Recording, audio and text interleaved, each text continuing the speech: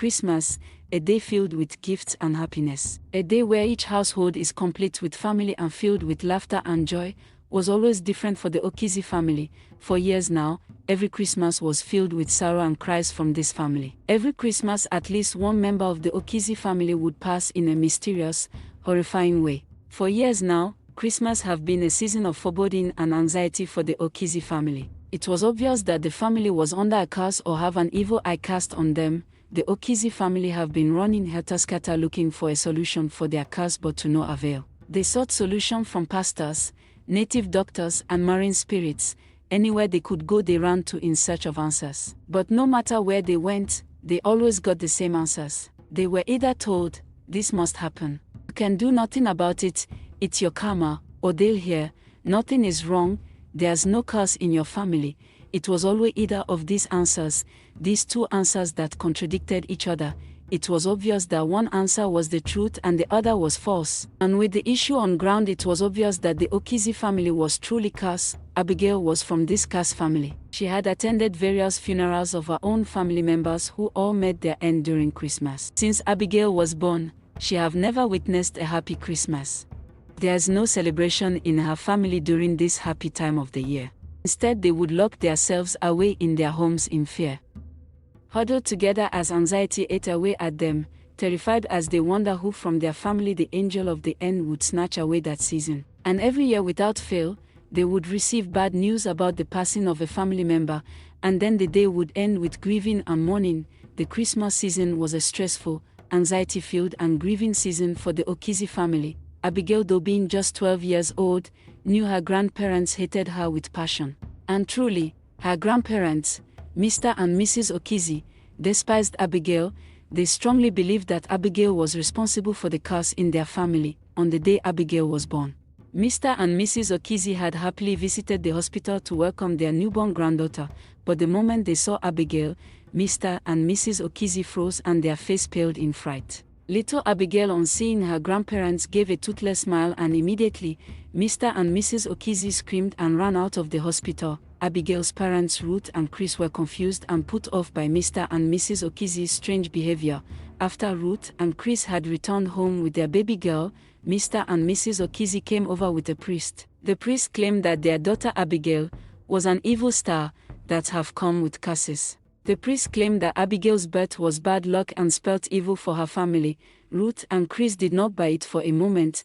They were furious that Mr. and Mrs. Okizi would bring someone to make vile accusations about their frail, innocent baby girl. They drove Mr. and Mrs. Okizi out of their house in anger amidst the warnings and threats being sounded by the priest and old couple, but soon enough, it seemed to be that the old couple and the native doctor weren't just spouting nonsense after all. On baby Abigail's first Christmas, she lost her father Chris. While Ruth was grieving the loss of her husband, Mr. and Mrs. Okizi were busy chanting, "I told you so," into her ear, hindering the now widow from properly grieving for her husband. But that was only the beginning. From then onwards, every Christmas, the angel of end visited at least one member from the Okizi family. On Abigail's second Christmas, she lost her uncle and aunt, her late father's eldest brother and his wife. Mr. and Mrs. Okizi were inconsolably. They pointed fingers at little confused Abigail, who hid behind her mother. Ruth hurriedly left with her daughter, uncomfortable and disgusted with the old couple's shameless accusations towards a child who couldn't even speak full sentences yet. When Abigail was 3 years old, she ran into the kitchen, up to her mother and said, "Mommy, I saw Mary walking down the road, then a car hit her and Mary fell down." Abigail laughed loudly and then ran off. Ruth was put off by this strange remark. How come her 3-year-old is casually talking of her own sister being in an accident and then cackling about it? Ruth was so shaken and out of it, that she ended up burning her hand on the stove that day.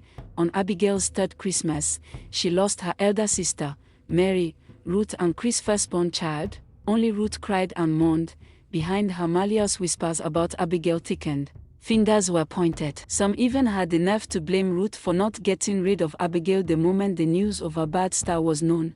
Mr. Okizi approached Ruth where she was slumped, grieving, and said sympathetically, "How are you, Ruth? Please take heart." Ruth wept harder, but the next thing she heard made her look up and glare at Mr. Okizi. It's that evil child. If you had gotten rid of her, you would have saved your family. You can't blame anyone but yourself." Ruth held back her tongue when she got a good look at Mr. Okizi. His eyes were red and puffy like he had been crying, his shoulder was slumped, he looked disheartened and disheveled, a pitiful shell of the proud, authoritative man he used to be. He leaned down and said to Ruth in a gruff, lowered voice, "If you let that thing live, it will end us all. I cannot keep attending burials of my loved ones. Ruth, we need to get rid of that evil being." Ruth couldn't bring herself to insult the clearly grieving elderly man, but she couldn't sit there and stomach this nauseating conversation, so she got up and stormed off. As the years went on and as the Okizis started losing more and more members, not only the old couple, everyone else started to look at Abigail with fright and suspicion. It didn't help that Abigail kept making cryptic remarks about those who would then eventually pass. Once Abigail had told her cousin, "Your mother refused to wake up and your daddy kept crying." That Christmas, the woman Abigail was talking about went on to pass in her sleep. This creepy statement Abigail frequently made rose eyebrows. It made the Okizis suspicious and wary of Abigail. One day Mr. Okizi paid Ruth a visit. He looked exhausted and emotionally spent, but he was stunned when he said, "Ruth, when we tell you the gospel truth you turn a deaf ear. I warned you of the tragedy that will befall us because of that thing you birthed, and just as we had warned, that evil thing have gone ahead to swallow members of my family, even your own daughter and husband. But even now you have refused to see the obvious threat that thing is." Ruth did not honor Mr. Okizi with a reply. But he didn't care. He continued, "Okay, don't believe me. Let's even say I'm lying about your daughter being evil." Mr. Okizi pointed a shaking finger at Ruth and ordered, "Go yourself to find out the truth. Go anywhere you want with your daughter, either to a prophet or a native doctor to find out the truth yourself." Ruth, being pressured, had no choice. She knew deep in her heart without a doubt that her daughter was innocent, so she had no issue with Mr. Okizi's order. Ruth took her daughter to numerous prophets, and to Ruth's delight they all said the same thing. They take one look at Abigail and say, "Your daughter is innocent of all the accusations being thrown at her. Stand firm in your belief, the storm will pass, the truth will come to light and your daughter will be vindicated." But the Okizi family were not satisfied with these revelations. Instead, they pressured Ruth even more. This time they forced Ruth to take Abigail to herbalists and native doctors. Despite this being against Ruth's faith, she had no choice. She just wanted to prove her little girl's innocence. So once again, Ruth visited numerous herbalists and native doctors with little Abigail, and again with one look, they all said, "This girl is innocent. She's not capable of carrying out the evil she's been accused of. But don't worry, soon the light would break through the darkness. That which is hidden will be revealed, your daughter will be vindicated." While Ruth celebrated all these revelations, Mr. and Mrs. Okizi brooded. They believed either Abigail must have used her fetish powers to mess with the results, or all the prophets and herbalists Ruth had gone to were all crooks. Ruth didn't care about their disbelief. She was just glad that her daughter innocent had been proclaimed. She thought this was the end of her daughter's troubles, but she was wrong. Ruth stopped attending the Okizi's funerals when Abigail was 7 years old. It was the funeral of Abigail's auntie, Mr. and Mrs. Okizi last-born, their favorite child, Kathy. Mr. Okizi lunged at Abigail and began to strangle the little child. Ruth screamed and pounced on Mr. Okizi, trying to pry him off her daughter, while everyone else watched, unbothered. None bothered to help Ruth and rescue Abigail. Thankfully, Mr. Okizi was old and frail, so Ruth could overpower him and rescue her daughter. She held the scared, weeping Abigail to her chest, and glared around at everyone who just stood by and watched everything happen. They all looked away, avoiding Ruth's glare, but at least some still had the decency to look guilty. Ruth stopped accepting visitors when Abigail was 10 years old. One of her in-laws had visited and given Abigail a poison drink. Ruth had to rush Abigail to the hospital and spend a fortune to save her precious daughter's life. Abigail's situation was critical and Ruth feared she would lose her only child. She cried and prayed ceaselessly. She involved her pastors and church members, and they all went into fasting for Abigail, and God being so kind, just when the doctor had lost hope and begun advising Ruth to take heart, Abigail pulled through. It was nothing short of a miracle. The doctors were amazed. They said Abigail had literally been snatched from the fiery jaws of the underworld. By the time Abigail was 12 years old, she understood she was hated by her own family members and the people of her community feared her. Wherever she went, people gave way, fingers were pointed and curses and insults were thrown behind her back. Little Abigail could hardly understand why she was hated so much. But the more people pointed at her, the more insults and accusations were being thrown at her, the more anger stood in her little heart. She hated them all. She wished them misfortune. She hoped they would all meet gruesome end. Everywhere people pointed at her, calling her the cursed child, calling her an angel of the end. Her peers would throw stones at her, calling her whatever vile insults they could think of. The children clapped their hands, singing curses at her back. When she turned, they bowed and then continued at a safe distance. Abigail wore her title as an angel of the end proudly. She was not scared of fighting back and declaring misfortune on all those who harassed her. When Abigail was 14 years old, her mother forbade her from leaving the house. Abigail had been sent by her mother to get something from a nearby store. While trying to peacefully purchase what she was sent, the shop owner kept throwing snide and mocking remarks at Abigail. When Abigail couldn't take it anymore, she pointed angrily at the woman and declared, "Your child will pass this Christmas." The woman, terrified by this claim, shrieked and pounced on Abigail. "I will end you first, you witch. Don't you dare touch my child." The woman cried while beating the living daylight out of Abigail. "Abigail, don't you know how critical your situation is? So why are you going about making claims like that? What's wrong with you, child?" Ruth scolded Abigail after the incident. Abigail grumbled, her arms crossed. "She deserves it, mother. What is that woman's business if I target my own family members? For involving herself, she deserves to face the consequences of her action." "Shut up," Ruth screamed, covering Abigail's mouth with her palm. "Stop saying that nonsense. You're not responsible for any misfortune," Ruth shouted, even from frustration. "Mom, I know you can't accept this because I'm your daughter, I understand. But don't worry, one thing I can promise you is that I will never hurt you." After saying this, Abigail got up and walked out on her mother, who kept calling for her. That evening, with a solemn expression, Abigail told her mother, "I know who I want to target. I'll target my 2 younger cousins." Ruth gasped and covered Abigail's mouth as tears slowly trailed down her face. Abigail stared silently at her mother, guilt clear in her expression. That Christmas, just as Abigail had claimed, those 2 cousins lost their lives. Ruth was terrified. It was exactly just as everyone feared and suspected. Abigail always knew who would pass. It was as if she was truly the one targeting members of the Okizi family. "No," Ruth thought to herself, snapping herself out of that terrible thought. "My daughter is definitely not evil." But Ruth didn't dare tell anyone about the prediction, in fear that it would only solidify their suspicion and they would attack her only child. But it didn't matter because they attacked Abigail anyway. It started with a strange sickness. Abigail was so ill she could hardly get out of bed. She couldn't hold anything down, constantly throwing up everything she ate. She constantly ran hot and was always in pains. Ruth was frightened. She took her daughter from hospital to hospital, but the doctors found nothing wrong with Abigail, even though it was clear as day that Abigail was unwell. Ruth was so frustrated that she sought traditional help instead and administered native treatment to Abigail, but even that didn't work. No matter where Ruth went, she could not find a solution for her daughter's illness. One day, Mr. Okizi called and asked a strange question. "How's your daughter? Is her health getting worse?" "What are you saying, father?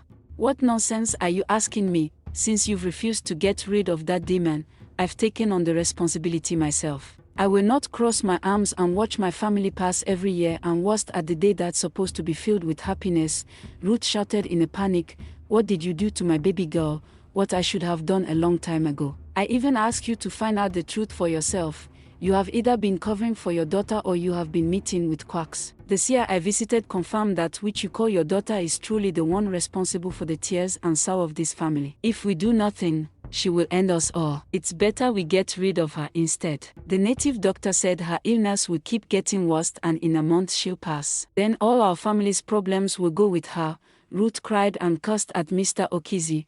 "Revise whatever you've done, you wicked man. Don't you have any conscience? Abigail is your own granddaughter. Please leave my child alone. She have done nothing wrong. Please stop this nonsense at once." Mr. Okizi sighed over the phone and said softly, "You don't realize how dangerous that girl is because she's your daughter. You are blinded by the love you have for her. I won't be surprised if that witch have also covered your eyes with her fetish powers. But when she's finally gone, you will see for yourself the dark veil lifting off our family. Leave my daughter alone. Leave my daughter alone, I'm warning you. If you don't leave her, I will fight you with everything I have. I will call on God to fight for my innocent child. I will see if you can go against God. Mr. Okizi shook his head in disappointment and said, You have truly been blinded, but soon, the hold that witch have over you will be gone. Then he hung up the phone on Ruth. Just as Mr. Okizi had said, Abigail's sickness kept getting worse. Ruth, terrified for her daughter's fate, would invite multiple doctors to treat Abigail, but none could do a thing. They claimed Abigail's sickness wasn't medical and no treatment they administered yielded any results, so Ruth relied on pastors. She would invite different pastors every day to pray for her child. She would pay prayer groups to fast over her child. But nothing worked. Abigail's health kept taking a turn for the worst. Soon enough, Ruth felt defeated. She would spend long hours beside Abigail, catering to her every needs. And when she thought Abigail was fast asleep, she would cry her heart out, mumbling to herself, Why are they doing this to you, my baby? You are not a witch, you are but an innocent child, a child of God. So why is this happening to you, my baby? She would weep for hours on end, unaware Abigail could hear her. The situation kept getting worse. Ruth was spending her last dime and even selling her possessions just to find a solution for her daughter's illness. While she was struggling through all this, her family members kept calling to make things worse. In a week she would get about 10 calls from her family members, all asking the same question, I heard Abigail is sick, is it true? Is she finally going to pass and free us all? Ruth would curse and scream at the caller, but all she would get was the same sympathetic response, that witch have truly blinded your eyes and senses. Don't worry, when she's finally gone, her hold over you will dissipate and you will finally be able to see how truly evil she was. Ruth would reply with more screams and curses till her throat hurt and her voice grew hoarse. One day, her father-in-law called again. He said, This is the week she will finally pass and our family will be free from her hold. How can you be so wicked? Your granddaughter is suffering. Please, I beg you, sir, please don't do this. I beg you in the name of God, sir. I'm on my knees, sir, please. Ruth fell on her knees in the middle of the living room even though Mr. Okizi wasn't there to see her. I can't wait for that witch to go so you can finally be free from her evil influence. Then he hung up the phone. Ruth cried bitterly there on her knees. She didn't know what to do. Nothing she done had worked. The doctors couldn't help. Prayers didn't work. God, do you even hear me when I cry? Why are you silent? Why are you letting my daughter suffer? God will not answer you, Abigail said, interrupting her mom's distressed prayer. Abigail, why are you not resting? Ruth rushed to her daughter's side immediately. How are you? Are you still uncomfortable? She asked worriedly. Mom, I will not let them get away with making you cry. I promise you, I will end them all. They want to end me. I will take them with me. They must pay their karma. Don't say things like that. Ruth queried her daughter. She was interrupted by a series of calls from Abigail and her brows immediately furrowed in worry. She whispered comforting words to Abigail as she led her back to her room. She spent the rest of the day taking care of Abigail. And when Ruth thought Abigail was fast asleep, she broke down in tears. She cried until she exhausted her strength and passed out. Only then did Abigail get up. She slowly got off the bed and sneaked out of the room and left the house. The next morning, Ruth panicked when she couldn't find Abigail. She searched every corner of the house, but Abigail was nowhere to be found. She called every member of her family. Furious, she accused them of harming her child, but the responses she received ranged from ecstatic to terrified. Some were happy. They replied, maybe she have gone to pass in a ditch somewhere so rats can feast on her. That evil witch don't deserve a proper burial. Others, like Mr. Okizi, were anxious and terrified. What? She disappeared. She must be planning to retaliate. I won't let that happen. Abigail wants to try me. No problem. I'll make my seer strike her down. Ruth screamed in terror, but Mr. Okizi hung up the phone. Ruth began running helter-skelter looking for her child. Now she knew her family had no hand in it. Ruth reported to the police, then tried to gather a search party, but no one wanted to help, so it all fell on her. She once again reported things to her prayer group and joined them in prayers and fasting. Meanwhile, Abigail had run away from home to the streets. She was now homeless, living in the streets. Some people mistook her for a beggar and left alms beside her. Abigail will use this money to buy snacks to eat. One day, Abigail sat huddled up in her little corner, when a middle-aged man, proper and well-dressed, approached her. The man crouched to Abigail's level. He smiled softly at her and Abigail was immediately stunned. She immediately felt emotional. Apart from her mother, this man was the only one to look at her kindly and lovingly. "Hello, how are you?" the man asked, his tone kind and friendly. Abigail would have told him off, but maybe it was because, apart from her mother, no one have ever looked to her so kindly and talked to her nicely, so she couldn't bring herself to. So Abigail slowly nodded. The man asked kindly, "What's your name, child?" "Abigail." She mumbled her answer. The man nodded. "I am Pastor Mark."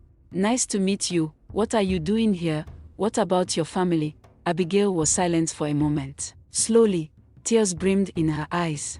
The memory she was running from came back with force. Abigail was soon overcome with emotions, and before she knew it, she began spilling everything with a choked-up voice. To the first person who had spoke to her kindly, she told the man about her birth, how her family began passing because of her, how her grandfather finally had enough and struck her with a sickness that will end her in less than a week. She told the man how she had run away from home and why.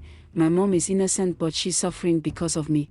She have wasted a lot of money because of me. She'll spend the entire night crying herself to sleep. I've troubled my mom too much, I just can't keep imposing on her. And I still can't stomach her. When I've passed she might hate me when the hold I have over her dissipates. I don't want to make her hate me more. I know things will be better now I'm no longer with her." Abigail cried into her palm. After some time, realizing the man beside her was quiet, she tentatively peered up from her fingers.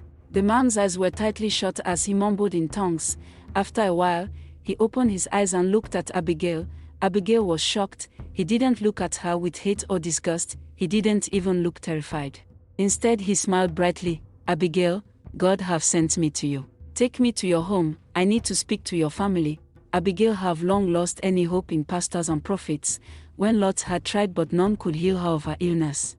But something about this man erased any doubts and disbelief she might have, or maybe it was just because Abigail had nowhere else to turn to. Maybe it was because she was so tired but still very desperate for a miracle. She believed him wholeheartedly. Cautiously, she asked, "Did God send you to punish me?" The man looked sympathetic. "No, my child. God sent me to vindicate you." This was what Abigail didn't believe. How can that be? After every evil thing I've done, is God really a God of justice if he wants to vindicate me? What about everyone I've ended and hurt? Pastor silently placed a comforting hand on Abigail's shoulder as he mumbled in tongue. Somehow this calmed Abigail and soothed her troubled heart. "Take me to your house."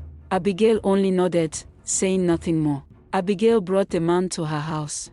But the place was locked. They waited outside the door for almost an hour before Ruth stumbled into the compound. Ruth shouted when she saw her little girl. She ran to Abigail and hugged her tightly, crying tears of relief. "Where did you go, my baby?" she cried. "Where did you go?" Abigail cried in her mother's arms, mostly out of guilt. She had thought living would make life easier for her mother. She was surprised to see how disheveled and distraught Ruth was. She looked even worse now than before. Ruth thanked Pastor Mark for bringing her child back. She ushered them both into the house and immediately served food for her daughter and the pastor. Abigail told Ruth why she ran away. She just didn't want to keep stressing her mother. She told about Pastor Mark and all he told her. Ruth kept on thanking Pastor Mark for bringing Abigail back. The pastor waved her off and said, "Call all your family members." Ruth hesitated. "Those evil people hate my innocent daughter. I don't want to see their faces and I don't want my daughter to see their wicked faces. Moreover, they might not even come." "Call them," the pastor repeated. "Especially your in-laws. The Lord is going to vindicate your daughter." After hearing this, Ruth didn't hesitate anymore. She immediately started placing calls, and just as she had thought, most didn't honor her invitation. And the ones who came, most only did because they thought they were being called because of Abigail passing. Less to say, they were disappointed to see Abigail alive. Though still ill and weak, Abigail was alive. When everyone arrived, they all gathered in the living room. The pastor looked around, noticing the frightful and hateful glares being cast at Abigail. Ruth returned glares of her own while shielding Abigail from their view as much as she could. The pastor cleared his throat. "The Lord have sent me to deliver this family from the hold of darkness. It's that witch," a chubby woman exclaimed. She tried to launch at Abigail but was held back. She's targeting us one by one. Why haven't she passed already? The woman shouted, pointing at Abigail. Ruth held her daughter tight and pointed at the woman. Don't you dare come over here. I'll tear you limb from limb. The pastor had his head bowed as he prayed in tongues. When he raised his head, he said, Abigail is innocent. She's not evil. Instead, she's a gifted child. Liar, a middle-aged man accused. Mr. Okizi snorted. Ruth, where do you keep finding all these fake pastors? Tell me, pastor, if she's not evil but gifted, why did the tragedies begin after her birth? Why do all seers say she have brought a curse? And how can she accurately predict who would pass? And why does she go around threatening people with misfortune? Answer me, pastor. Mrs. Okizi questioned. Everyone looked at the pastor eagerly. The pastor smiled. She knows who would pass because she's gifted. God gave her the revelation to issue a warning. She was born before the curse began, so she could warn you, so she could save you. Mumbles of disbelief rose in the room. They looked at the pastor suspiciously. Abigail had her mouth open in shock while Ruth had tears in her eyes as she hugged her child even tighter. The pastor sat up straighter and he looked firmly into their eyes and said, I will ask something. If I am wrong, interrupt or challenge me. If I am right, just nod. When Abigail was 3 years old, Abigail stopped her cousin from entering a pool. She said she saw him in her dreams struggling in the pool. Did this happen? The family reluctantly nodded. Everyone knew of this event. The kid Abigail had stopped from entering the pool cried and made a scene at the pool. It ruined everyone's Christmas and everyone was annoyed with Abigail. If that kid had entered the pool, he would have drowned and in the chaos of Christmas celebration no one would have noticed. Abigail saved that child's life, though that Christmas someone else passed. That was because of the curse. The curse have to take someone every year. When Abigail was 3 years old, she told you that she saw a car hitting her elder sister, right? This time the pastor was speaking directly to Ruth. Ruth nodded slowly, tears rolling down her cheeks. That was a warning. She was a child then, so she had no idea how severe the situation was.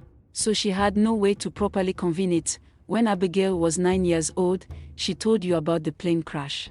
When she was 11, she told you about the robbery, didn't she? Ruth nodded to all this. She hadn't told anyone, because she was terrified that if they knew Abigail was predicting the tragedies before they happened, it would solidify their suspicions of Abigail being cursed. She didn't know. She was hiding the warnings her daughter was giving. Now, I will answer your other question.